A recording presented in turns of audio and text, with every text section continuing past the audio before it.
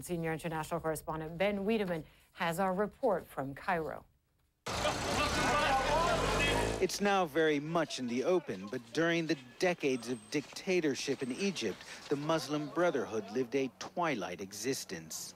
Its members sometimes hunted down, jailed, and tortured, other times allowed a certain margin of freedom.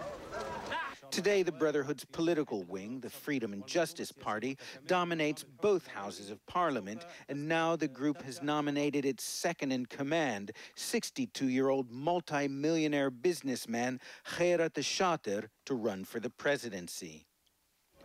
A year ago, the Brotherhood announced it would not seek the presidency, but that was before they flexed their political muscle at the ballot box in recent parliamentary elections. If we do win the presidency, yes. So we will be accountable to everything, of course. Jihad Haddad is helping organize Shater's electoral campaign. Winning the presidency, he says, will allow the Brotherhood to implement its program. We came by the vote of the people and by the choice of the people, from within the system themselves. So I think that we are quite, let's say, democratic in terms of the process and the means, and what we really want is an application of real reform policies on the ground. And we can't have this opportunity if we're out of executive power. But critics say that behind the lip service to democracy and reform lies a darker agenda.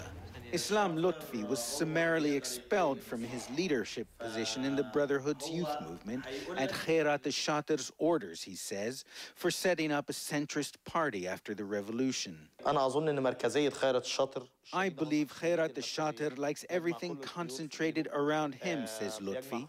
He holds all the threads in his hands, the threads of politics, money, and missionary work, and that's very worrying. I believe we're repeating the example of Gamal Abdel Nasser, but with the beard of Iranian President Mahmoud Ahmadinejad. During the 18-day uprising that toppled Hosni Mubarak, many accused the Muslim Brotherhood of sitting on the sidelines until the very last moment, of adopting the rhetoric of revolution simply to bring the group closer to power. Liberal novelist and commentator Ala al-Aswani accuses the Brotherhood of playing into the hands of the group of generals who took over from Mubarak, the Supreme Council of the Armed Forces, or SCAF.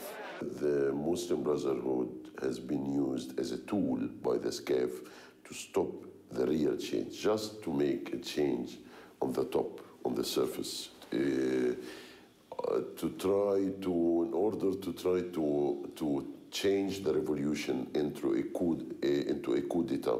Whatever the motives, the Brotherhood is Egypt's biggest and best organized political group. And when the brothers take aim, whether at parliament or the presidency, there's a very good chance they hit their mark. Ben Wedeman, CNN, Cairo.